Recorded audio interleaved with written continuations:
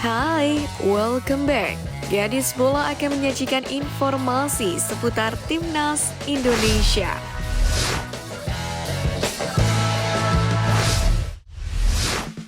Perjalanan Garuda untuk mewujudkan mimpi mentas di Piala Dunia 2026 dijamin tidak akan mudah. Butuh usaha ekstra keras dari elemen tim untuk mencapai target yang dibidik. Meski demikian, menurut Erawan Hendarwanto, tidak ada yang tidak mungkin dalam sepak bola.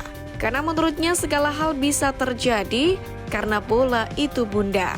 Asal ada kemauan, asisten pelatih PSIM Yogyakarta itu optimis. Timnas Indonesia bisa melewati ujian tersebut. Meskipun berat dalam sepak bola, apa saja bisa terjadi. Dan menurut saya, apa yang sudah dilakukan oleh Ketum PSSI dan Coach Sintayong sendiri selama ini cukup sukses dengan merubah pola pikir kita bahwa siapapun lawan yang dihadapi yakin bahwa timnas kita mampu bersaing dan bisa menang, kata Erawan.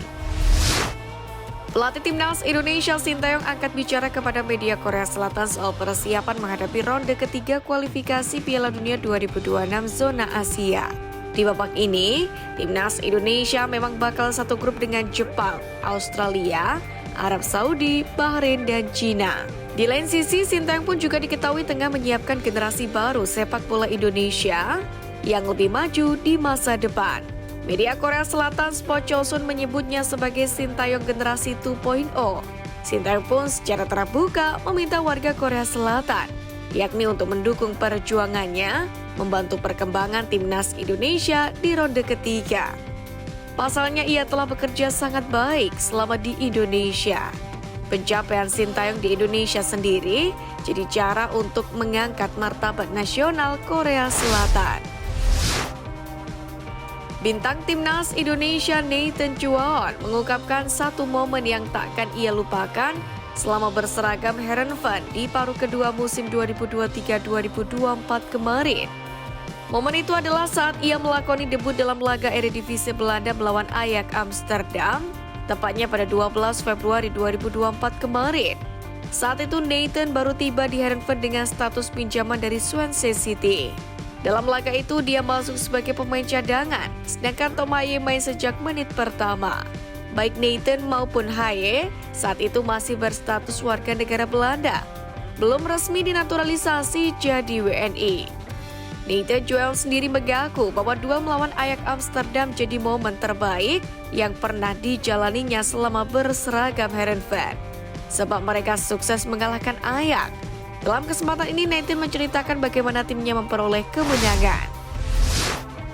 Timnas Cina memasukkan pemain naturalisasi untuk putaran ketiga kualifikasi Piala Dunia 2026 zona Asia, seperti halnya Timnas Indonesia.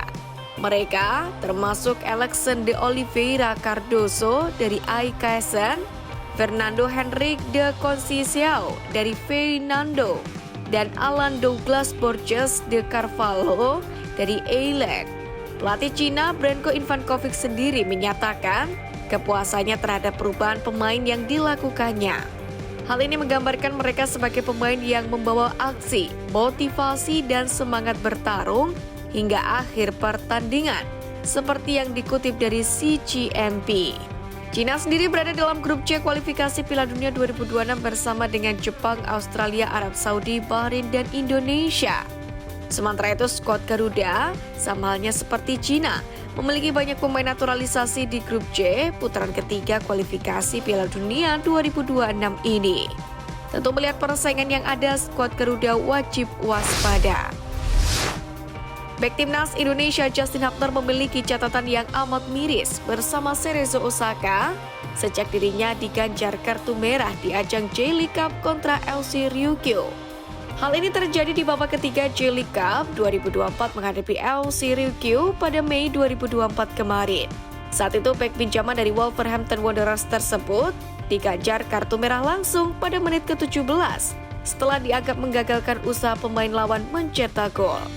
Sejak diadai kartu merah di laga tersebut, Hubner pun mendapati catatan miris di musim perdananya di kancah profesional. Tercatat sejak kartu merah itu, ia hanya dimainkan oleh Cerezo Osaka sebagai pemain pengganti di masa injury time atau babak tambahan waktu. Timnas Indonesia kian berbenah jelang laga uji coba internasional melawan Hong Kong pada bulan Juli 2024 ini. Salah satunya adalah dengan menggelar laga uji coba melawan tim Akademi PSV Putra pada Jumat 5 Juli kemarin. Latihan ini sendiri selain sebagai bentuk penguatan chemistry antar pemain, juga sebagai sarana pembentukan performa squad.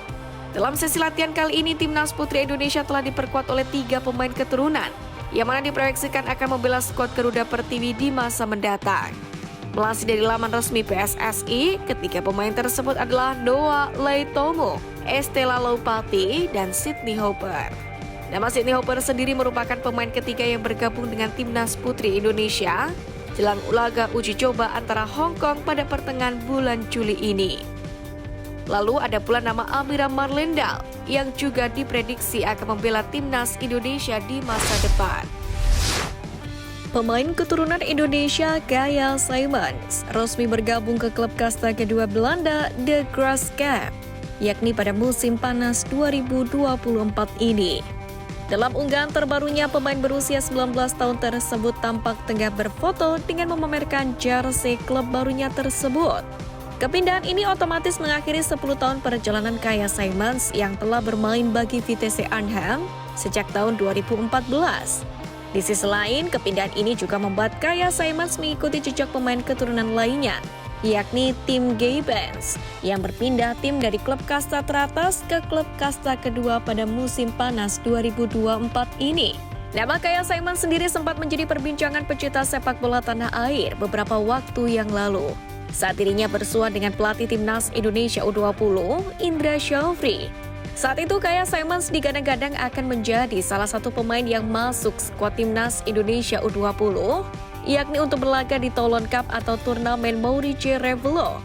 Namun, Kaya Simons beserta pemain keturunan lainnya yang bertemu Indra Syafri, yakni Safi Woldstra, tak kunjung bergabung dalam pemusatan latihan Timnas Indonesia U20. Pelatih Timnas Indonesia U16 Nova Arianto mengaku miris dengan fenomena pengaturan skor di kancah kompetisi usia dini. Saat banyak pengamat menggembar-gemborkan keunggulan pembinaan usia dini, dalam hal ini Nova Arianto pun dibuat miris saat melihat jalannya pertandingan kompetisi usia dini bernama PSM National Championship 2024 U10 dan juga U12. Tepatnya dalam laga yang mempertandingkan klub Hasanuddin FC Yelo dan Lapatau Football School pada Sabtu 6 Juli kemarin. Dalam pertandingan itu sangat terlihat jelas bagaimana salah satu tim mempersilahkan tim lain mencetak gol lewat basa-basi umpan 1-2 di area gawang sendiri. Momen ini diunggah oleh akun Instagram @blankon.football dan diketahui oleh Nova Arianto yang hanya bisa berkomentar dengan satu kata, miris. Tulis Nova Arianto disertai dengan emotikon kebingungan, seolah menandakan betapa menyedihkannya kompetisi usia dini di Indonesia. Menarik dinantikan, respon PSSI. Akankah ada sikap dari Erick Thohir selaku ketum akan menaruh perhatian besar terhadap hal ini? The Lions sempat bersua dengan Timnas Indonesia di leg 2 semifinal Piala AFF 2020 yang dilangsungkan di National Stadium Kala. Kedua tim sama-sama ngotot memenangkan pertandingan karena di leg pertama yang juga digelar di National Stadium, skor sama kuat 1-1. Dalam pertandingan ini, para pemain Timnas Singapura yang berada di bench sempat melakukan provokasi ke arah bangku cadangan pemain Timnas Indonesia. Bahkan tak cuma pemain, pelatih Timnas Singapura saat itu, Tatsuma Yoshida, juga melakukan provokasi. Tepatnya saat Singapura menggandakan keunggulan pada menit ke-74. Namun bak terkena karma, Timnas Singapura terkena comeback setelah selebrasi berlebihan tersebut. Timnas Indonesia mencetak 3 gol lewat Arhan pada menit 87, gol bunuh diri Muhammad Syawal pada menit 91, dan Egy Maulana Fikri pada menit 105+2. Seakan karma dibayar kontan. Setelah laga di atas, level Singapura dan Timnas Indonesia bak bumi dan langit. Timnas Indonesia lolos ke Piala Asia 2023 dan babak ketiga kualifikasi Piala Dunia 2026 zona Asia, sesuatu yang gagal dilakukan oleh Singapura.